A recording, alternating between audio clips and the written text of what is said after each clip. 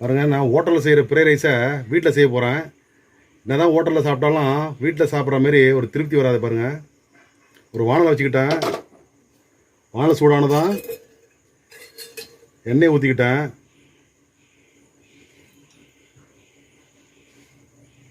எண்ணெய் நல்லா சூடாகட்டும்.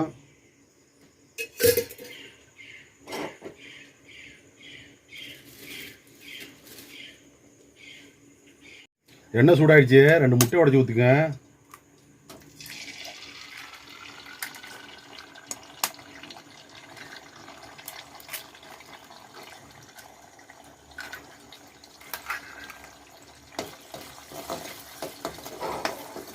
முட்டை நல்லா பொரிஞ்சு வரட்டும்.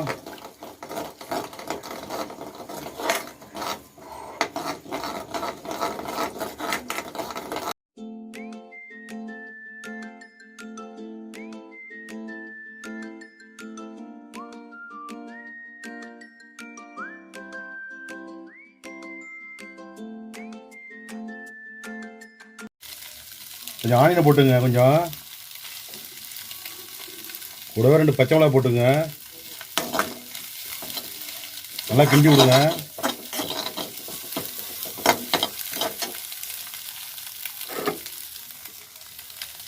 கூடவே கொஞ்சம் முட்டைக்கோசை போட்டுங்க.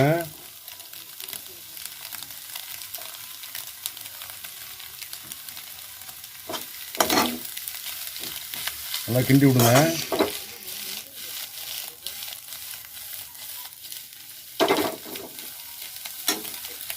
கேரட் போடுங்க. கொஞ்சம் பீன்ஸை போட்டுங்க.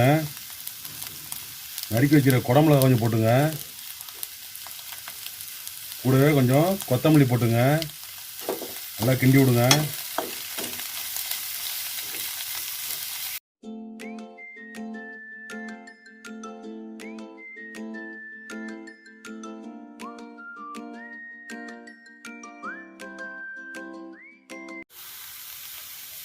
கொஞ்சம் காரப்பொடி போட்டுங்க.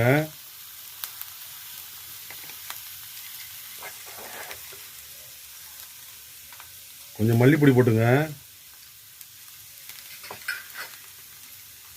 கொஞ்சம் மிளகு பொடி போட்டுங்க.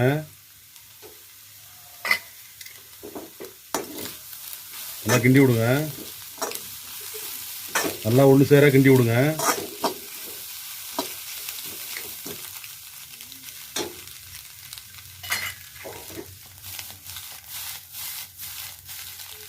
கொஞ்சோண்டு இஞ்சி பூண்டு போட்டுங்க.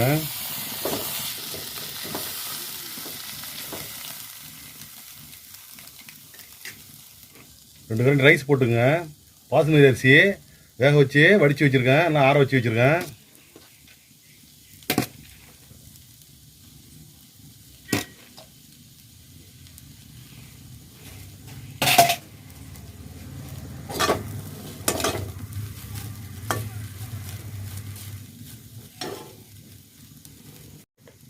தேவையான அளவுக்கு உப்பு போட்டுங்க.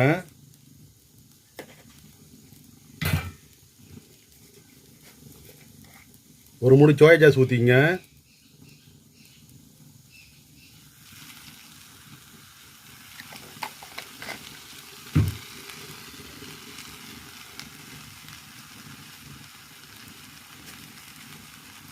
ஒரு அரை மூடி எலுமிச்சம்பழம் சாறு போட்டுருங்க. ஏன்னா இது வந்து அஜினோமோட்டோக்கு பதிலாக புளிப்புக்காக சேர்க்குறேன். ஒரு 4-5 சுட்டு போட போகிறோம்.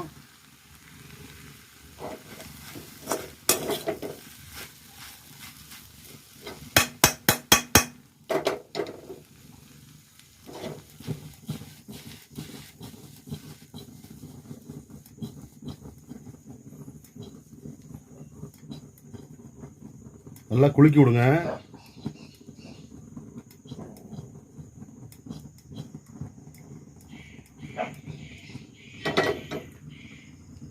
பாருங்க, சூப்பரான சுவையான எக் ஃப்ரைட் ரைஸு நம்ம வீட்டிலே செஞ்சாச்சுங்க.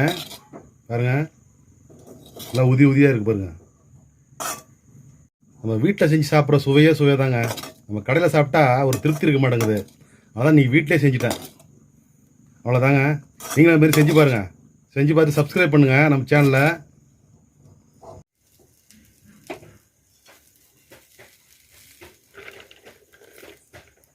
அவ்வளோதாங்க, அருமையான ஃப்ரைட் ரைஸுங்க.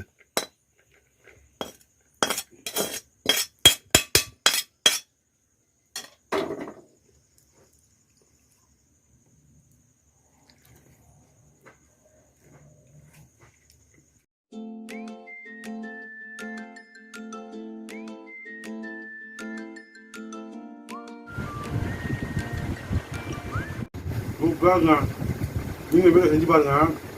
அவன் சேனலை சப்ஸ்கிரைப் பண்ணுங்க, லைக் பண்ணுங்க. அதே காத்து வாசம் வேற, அதே மண்ணு வண்ணம் வேற, அதே மக்க வாழ்க்கை வேற.